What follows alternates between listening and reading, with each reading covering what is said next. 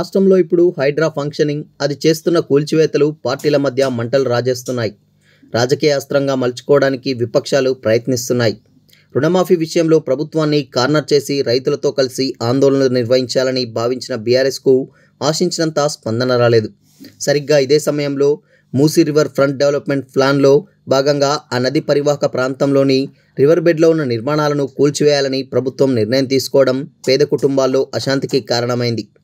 అధికారులు క్షేత్రస్థాయిలో కూల్చేయాలనుకున్న ఇండ్లకు రెడ్ మార్క్ వేయడం ఆ కుటుంబాల్లో ఆందోళనకు దారితీసింది.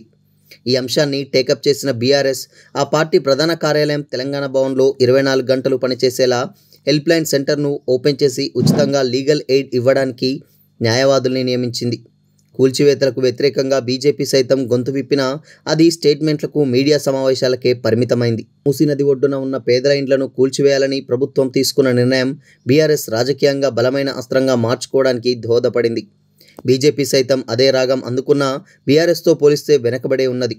రాష్ట్ర పార్టీ నాయకత్వం బలంగా లేకపోవడం, state party chief Kishan Reddy Jammu Kashmir ఎన్నికల ఇన్ఛార్జిగా ఉండడంతో ఇక్కడి వ్యవహారాలపై ఫోకస్ పెట్టలేకపోయారని, ఆయన రాగానే ఆందోళనలు చేపడతామని కేంద్ర హోం సహాయక మంత్రి బండి సంజయ్ ప్రకటించారు.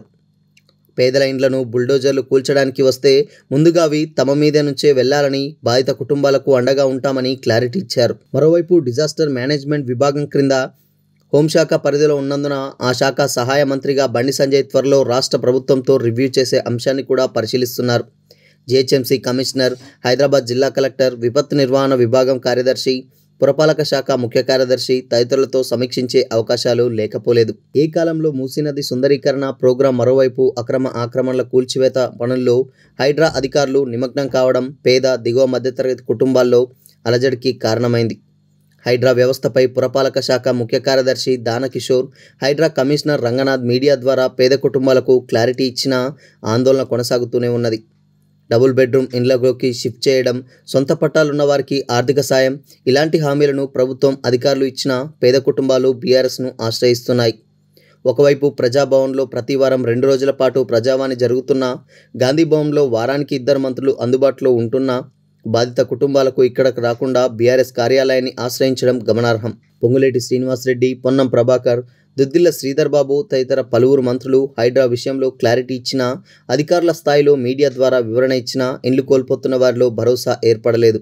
అసెంబ్లీ ఎన్నికల్లో అధికారాన్ని కోల్పోయి పార్లమెంట్ ఎన్నికల్లో ఒక్క సీటు కూడా గెలుచుకోలేని పరిస్థితుల్లో ఆ పార్టీకి చెందిన 10 మంది ఎమ్మెల్యేలు కాంగ్రెస్లో చేరడంతో బీఆర్ఎస్ చతికిలబడిపోయిందనే భావన ప్రజల్లో నెలకొన్నది. రుణమాఫీ ఆందోళన పిలుపునకు రైతులు పెద్దగా స్పందించకపోయినా హైడ్రా విషయంలో పేద కుటుంబాలు మాత్రం స్వచ్ఛందంగా తెలంగాణ భవన్కు రావడం ఆ పార్టీ నేతల్లో సరికొత్త ఆశలు రేకెత్తించింది. ప్రజలు కదిలినప్పుడు ఆందోళనను ముందుండి నడిపించడంతో ఫలితాలు వస్తాయన్న కేసీఆర్ ఆలోచన హైడ్రా బాధితుల రూపంలో కార్యరూపం దాల్చింది. ఈ అంశాన్ని గట్టిగా పట్టుకొని ప్రభుత్వం మెడలో ఉంచాలన్నది బీఆర్ఎస్ లక్ష్యం. హరీష్ రావు 3 రోజులుగా బాధిత కుటుంబాలతో మాట్లాడుతూ క్షేత్రస్థాయిలో పర్యటిస్తూ అండగా ఉంటామని భరోసా కల్పించడంతో బీఆర్ఎస్ గ్రాఫ్ కాస్త పెరిగిందనే ధీమా నేతల్లో వ్యక్తమవుతున్నది. బీజేపీ పుంజుకోవాల్సినంతగా లేనందున పొలిటికల్ మైలేజ్ గణనీయంగా వచ్చిందని, దీన్ని బలమైన ప్రచార పబ్లిసిటీ అస్త్రంగా మార్చుకోవాలని భావిస్తున్నది. హైడ్రాకు ప్రభుత్వానికి వ్యతిరేకంగా సోషల్ మీడియా ద్వారా బీఆర్ఎస్ విస్తృతంగా ప్రచారం చేస్తున్నది.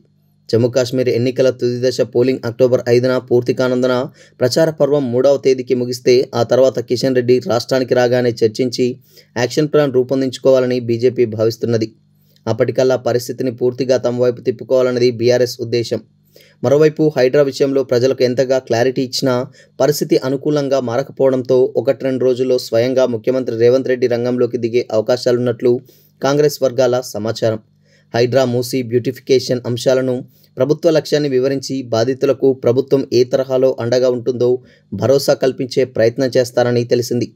రాజకీయ ప్రయోజనాల కోసమే బీఆర్ఎస్ హైడ్రాను భూతంగా చూపిస్తున్నదని, పేద కుటుంబాలను ముంపు నుంచి కాపాడేందుకు మూసీ ఒడ్డు నుంచి సురక్షిత ప్రాంతాలకు తరలిస్తామన్న అంశాన్ని మరోసారి నొక్కి చెప్పే అవకాశం ఉన్నది. బాధిత కుటుంబాల్లో మరింత ఆందోళన పెంచాలనుకుంటున్న బీఆర్ఎస్ ఎత్తుగడలకు రేవంత్ బ్రేక్ వేయడంపైనే ఇప్పుడు ఆసక్తి నెలకొన్నది.